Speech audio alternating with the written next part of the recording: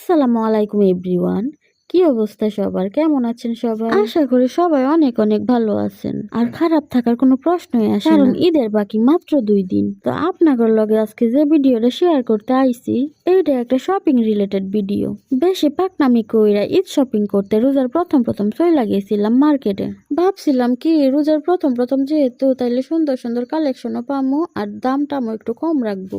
যেহেতু আমি রোজার প্রথম প্রথম গেছি, তো মার্কেটেও তেমন কোনো ভিড় আছিল না। আজকে আমি চইলা গেছিলাম হইছে মাওনা পাইকারি মার্কেটে। যে চিন্তা ভাবনা কইরা সবার আগে মার্কেটে আসলাম, আইসা দেখি পুরাই উল্টা। মার্কেটে তেমন কোনো ভিড় না থাকলেও এত এত দোকান ঘুরাও কোনো ভালো কালেকশন পাইলাম না। আর আমি ভাবছিলাম সবার আগে যাইয়া সুন্দর সুন্দর কালেকশন দেখে আমি সবার আগে কিনবো, কিন্তু তা আর হইলো না। চলেন দেখি আপনাদের লইয়া ঘুরাও যদি ভালো কোনো কালেকশন। যদিও রোজার প্রথম প্রথম গেছি, তাও কোনোদিন কল্পনা করি না যে এতটা ফাঁকা পাবো। আশেপাশে দোকানগুলোতে সুন্দর সুন্দর কালেকশন থাকলেও নতুন কোনো কালেকশন চোখে পড়লো না। কাপড়ের দোকানগুলো ঘুরা তারপর চলে গেছিলাম কসমেটিক্স এর দোকানে। কসমেটিক্স হয়েছে মেয়েদের একটা ইমোশন। কসমেটিক দেখলে কোনো মেয়েরই মাথা ঠিক থাকে না, মনে হয় যেন সব কসমেটিক একসাথে কিনা নিয়ে। কসমেটিক্স এর দোকান ঘুরে আবারও আরেকটা কাপড়ের দোকানে ঢুকলাম। তো বড় আফায় দোকানে ঢুকা ভালো ভালো কালেকশন দেখতেছিল, আর এদিকে তার পুত্র আমার লগে লাগাই দিল দুষ্টুমি। তার কথা আর কি কয় মনে করে, হ্যাঁ যে কি ফাঁকনা ফাঁকনা আলাপ করে, মনে হয় যেন একটা বুইড়া বেড়া আলাপ করতেছে। এটা দেখে আবার তার বাপে দিচ্ছে দমক।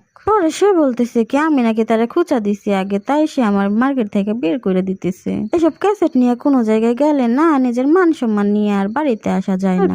এত এত মানুষের সামনে সে আমার সাথে এরকম দুষ্টামি শুরু করছে, সবাই তাকায় তাকায় দেখতেছিল। এবারে তুই যে আমার সাথে লাগতে আইছিস, তুই কি আমার চিনাস? আমি কেটা? আমি তোর মার বোন খালা।